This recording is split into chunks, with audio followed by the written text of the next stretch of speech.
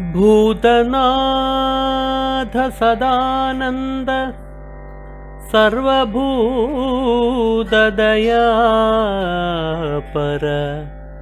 രക്ഷ രക്ഷ മഹാബാഹോ ശാസ്ത്രേ തുഭ്യം നമോ നമഃ. 18 മഹാതത്വപ്പടിമേൽ യോഗമാർന്നിടും പന്തളേശ്വര നൽകൂ നെയ്യഭിഷേക സുദർശനം. പന്തളേശ്വര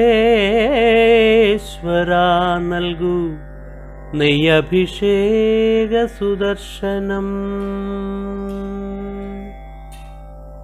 നാം ഇരുമുടിക്കെട്ടുമെടുത്ത് മുകളിലേക്ക് കയറി ചെല്ലുമ്പോൾ ഒന്നാമത്തെ പടിയിൽ നാം ചവിട്ടുമ്പോഴേക്കും വിധിപ്രകാരം വ്രതം നോറ്റ് വിധിപ്രകാരം കെട്ടുമെടുത്ത് വിധിപ്രകാരം അനുഷ്ഠാനങ്ങളെല്ലാം ചെയ്ത് അവിടെ വന്ന് ഒന്നാമത്തെ പടിയിലേക്ക് ചവിട്ടുമ്പോൾ അവിടെ ആ പടിയേറുന്നതിന് മുമ്പ് നാളികേരം ഉടയ്ക്കണം.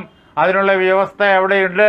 ഒന്നാമത്തെ പടിയിൽ കയറുമ്പോഴേക്കും നാം നമ്മിലുള്ളതായ 24 പ്രകൃതി തത്വങ്ങളിൽ ഏറ്റവും സ്ഥൂലമായിട്ടുള്ള പൃഥ്വി തത്വത്തെ അയ്യപ്പനിൽ ലയിപ്പിച്ചു കഴിഞ്ഞിരിക്കുന്നു.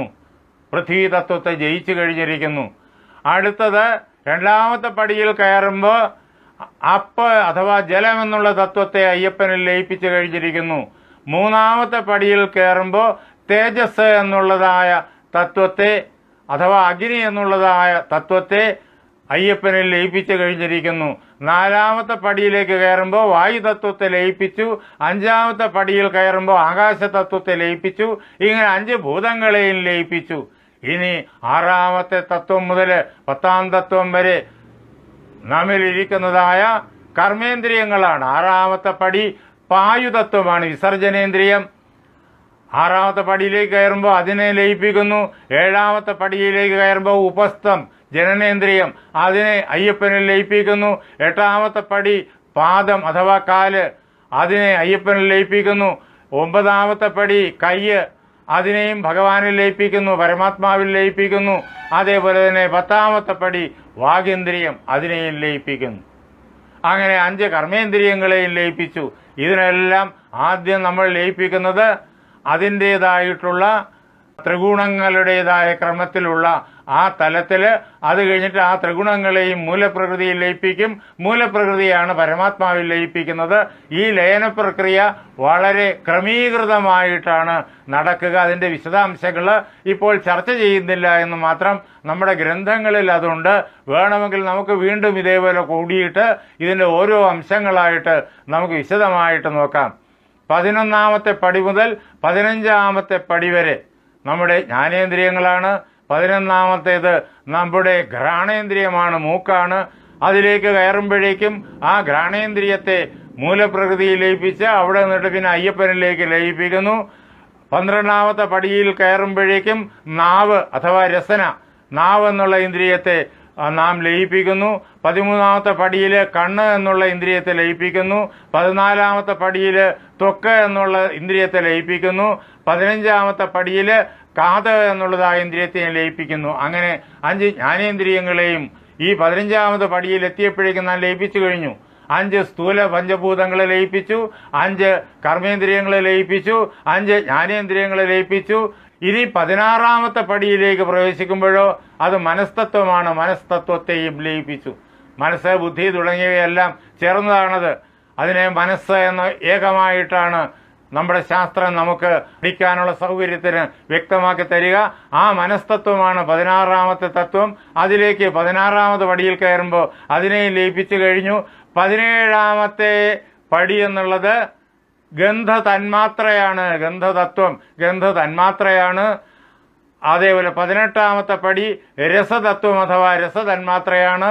17ഉം 18ഉം പടി കയറുമ്പോഴേക്കും അതിനെയും ലയിപ്പിച്ചു. നാം 19ാമത്തെ പടിയുടെ മുന്നിൽ, സോപാനത്തിന്റെ മുന്നിൽ, ശ്രീകോവിലിന്റെ മുന്നിൽ വന്നു നിൽക്കുകയാണ്. ആ 19ാമത് പടിയിലേക്ക് കയറാൻ പാടില്ല. അത് രൂപതത്വമാണ്. രൂപതത്വത്തെ നമ്മുടെ ശരീരമുള്ളിടത്തോളം കാലം നേരിട്ട് ഇതേ പ്രകാരത്തിൽ ലയിപ്പിക്കാൻ പാടില്ല. അത് മനസ്സുകൊണ്ട് മാത്രമേ ഭക്തിയുടെ തീവ്രതയാൽ ലയിപ്പിക്കാൻ പാടുള്ളൂ. 19ാമത് പടി രൂപതത്വം, 20 സ്പർശതത്വം, 21ാമത് പടി ശബ്ദതത്വം, 22ാമത്തെ പടി അഹങ്കാരതത്വം, 23ാമത്തെ പടി മഹത്തത്വം, 24ാമത്തെ പടി മൂലപ്രകൃതി. ഈ പറഞ്ഞ 23 തത്വങ്ങളെയും അഥവാ 23 പടികളെയും മൂലപ്രകൃതിയാകുന്ന 24ാമത്തെ പടിയിൽ ലയിപ്പിച്ചു. ആ 24ാമത്തെ പടിയെ അങ്ങ് പരമാത്മാവിൽ ലയിപ്പിച്ചു. ശങ്കരാചാര്യസ്വാമികൾ വളരെ വ്യക്തമായിട്ട് ലളിതമായിട്ട് നിർവാണത്തിൽ ഇത് പറഞ്ഞു തരും. മനോബുദ്ധി അഹങ്കാര ചിത്താനിനാഹം. ഞാൻ മനസ്സല്ല, ബുദ്ധിയല്ല, അഹങ്കാരമല്ല, ചിത്തമല്ല. നജ ശ്രോത്രജിഹ്വേ നജ ഘ്രാണനേത്രേ. ഞാൻ കാതല്ല, മൂക്കല്ല, നാക്കല്ല, ത്വക്കല്ല, കണ്ണല്ല. അതേപോലെ നചവ്യോമ ഭൂനിർ ന തേജോ ന വായു. ഞാൻ ആകാശമല്ല, ഭൂമിയല്ല, വായുവല്ല, ത്രികോണം, ജലമല്ല. ഇങ്ങനെ ഈ സ്ഥൂല പഞ്ചഭൂതങ്ങളുമല്ല. ഞാൻ പഞ്ചഭൂത തന്മാത്രകളല്ല, ഞാൻ സ്ഥൂല പഞ്ചഭൂതങ്ങളല്ല, ഞാൻ കർമ്മേന്ദ്രിയങ്ങളല്ല, ഞാൻ ജ്ഞാനേന്ദ്രിയങ്ങളല്ല. പിന്നെ ആരാണ് ഞാൻ? ചിദാനന്ദരൂപ ശിവോഹം. ശിവോഹം ചിത് സ്വരൂപവും ആനന്ദസ്വരൂപവുമായ ശിവമാണ് ഞാൻ. ശിവമാണ് ഞാൻ. ആ ശിവത്തെയാണ് അഥവാ ബ്രഹ്മത്തെയാണ് അയ്യപ്പനായി നമുക്ക് നമ്മുടെ മുന്നിൽ പന്തള രാജകുമാരനായി ശ്രീ മണികണ്ഠനായി നമ്മുടെ കാരണവന്മാര് ഗുരുജനങ്ങള് പന്തള രാജാവിൻ്റെ ആ തപസ്സിന്റെ ബലം കൊണ്ട് നമുക്ക് പകർന്ന് തന്നിരിക്കുന്നത്.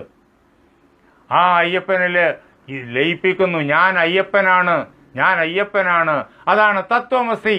അത് നീയാകുന്നു. അഹം ബ്രഹ്മാസ്മി. ഞാൻ ബ്രഹ്മം തന്നെയാകുന്നു, ഞാൻ അയ്യപ്പൻ തന്നെയാകുന്നു. ഇങ്ങനെ ലയപ്രക്രിയയാണ് അവിടെ. മറ്റ് എല്ലാ ക്ഷേത്രങ്ങളിലും ലയപ്രക്രിയ ചെയ്യില്ല, സമർപ്പണമേ ഉള്ളൂ. എന്തുകൊണ്ടെന്നാൽ ഈ ലയപ്രക്രിയ ചെയ്യണമെങ്കിൽ നേരത്തെ പറഞ്ഞ പ്രകാരത്തിൽ മാലയിട്ട് അതിതീവ്രമായ വ്രതാനുഷ്ഠാനങ്ങളും ചിട്ടകളും ഒക്കെ വേണം. അതെല്ലാം എല്ലാവർക്കും അറിയാം. അതെല്ലാം വേണമെങ്കിൽ മാത്രമേ ഈ ലയപ്രക്രിയ ചെയ്യാൻ പാടുള്ളൂ. ഓരോരുത്തരും എത്ര ശ്രദ്ധയോടുകൂടി ചെയ്യുന്നോ അതനുസരിച്ചുള്ള ലയപ്രക്രിയ നടക്കും. എല്ലാവർക്കും അത് അതേ പ്രകാരത്തിൽ സാധിക്കില്ല. അതുകൊണ്ട് എല്ലാവർക്കും ദർശനം നടത്താനും ഭഗവാനെ ആരാധിക്കാനും തപസ്സിന്റെ ബലം നേടാനും വേണ്ടിയിട്ട് ഇങ്ങനെ ഈ പ്രകാരത്തിൽ ലയപ്രക്രിയയ്ക്കുള്ളതായ വിധികൾ ഉള്ള ക്ഷേത്രങ്ങളായിട്ടല്ല, സമർപ്പണ പ്രക്രിയയ്ക്കുള്ള വിധിയുള്ള ക്ഷേത്രങ്ങളായിട്ടാണ് എല്ലായിടവും പ്രതിഷ്ഠ തന്നിരിക്കുന്നത്. അവിടെയൊക്കെ സമർപ്പണമാണ്. നാം ഇതിനു മുഴുവൻ ഭഗവാനിൽ സമർപ്പിക്കുന്നു. അറിഞ്ഞിട്ടായാലും അറിയാതെയായാലും സമർപ്പിക്കുന്നു. അതുകൊണ്ട് ബലപൂർവകമായിട്ടുള്ള ലയനം അവിടെ ചെയ്യുന്നില്ല. ആർക്കാണോ തപോബലം ഏറെയുള്ളത് അവർക്ക് ഏത് ക്ഷേത്രത്തിലിരുന്നും ഈ ലയപ്രക്രിയ ചെയ്യാനും പറ്റും. അത് അത്രയേറെ തപോബലമുള്ള ആളുകൾക്ക്. അല്ലാതുള്ള എല്ലാവർക്കും കുളിച്ച് ശുദ്ധമായ വസ്ത്രങ്ങളെല്ലാം ധരിച്ച് നാമങ്ങൾ ജപിച്ചുകൊണ്ട് ഏത് ക്ഷേത്രത്തിലും ദർശനം നടത്താം. എല്ലാ ദിവസവും ക്ഷേത്രങ്ങളിൽ ദർശനം നടത്തണം. അങ്ങനെ തപസ് നേടുമ്പോൾ ഇതേ പ്രകാരത്തിൽ വ്രതം നോറ്റ് മാലയിട്ട് വ്രതം നോറ്റ് ലയപ്രക്രിയയിലേക്ക് വരണം. അതുകൊണ്ടാണ് ഈ ക്ഷേത്രത്തെ കൊടുങ്കാട്ടിനുള്ളിൽ ചെന്ന് കയറാൻ പ്രയാസമുള്ളതായി കൊടുങ്കാറ്റിനുള്ളിൽ ആ ഏകാന്തതയിൽ പ്രതിഷ്ഠിച്ചിരിക്കുന്നത്. അവിടെ ചെല്ലുമ്പോൾ നമുക്ക് എത്രമാത്രം തപോബലമുണ്ടോ അതിനനുസരിച്ചുള്ളതായ പ്രയോജനമുണ്ടാകും. ഇങ്ങനെ ലയിപ്പിക്കുന്നുകൊണ്ടുള്ള പ്രയോജനം എന്താണ്? അതിൻ്റെ പ്രയോജനം നമ്മുടെ ശരീരത്തിലുള്ള ഈ 24 തത്വങ്ങളിലും അനന്തകോടി ജന്മങ്ങളിലൂടെ നമ്മൾ നേടിവെച്ച വിപരീതമായ അംശങ്ങൾ, നെഗറ്റീവ് പവേഴ്സ് എന്ന് ഇപ്പോഴത്തെ രീതി പറയും, കിടപ്പുണ്ട്, ലയിച്ച് കിടപ്പുണ്ട്. അതിൽ നിന്നിട്ട് ദൂരീകരിക്കാം. അതാണ് ഇതിനെ അങ്ങോട്ട് സമർപ്പിക്കുന്നതുകൊണ്ടുള്ള ലയിപ്പിക്കുന്നത് കൊണ്ടുള്ളതായ പ്രയോജനം. നമ്മുടെ ഈ 24 പ്രകൃതി തത്വങ്ങളിലും സ്ഥൂല ശരീരത്തിലും സൂക്ഷ്മ ശരീരത്തിലും കാരണശരീരത്തിലും കിടക്കുന്ന വിപരീത ഘടകങ്ങളെ, അവയാണ് നമ്മുടെ ദുഃഖങ്ങൾക്ക് കാരണം, കഷ്ടപ്പാടുകൾക്ക് കാരണം, ബദ്ധപ്പാടുകൾക്ക് കാരണം. ആ വിപരീത ഘടകങ്ങളെ ഭഗവാനിൽ ലയിപ്പിക്കാം.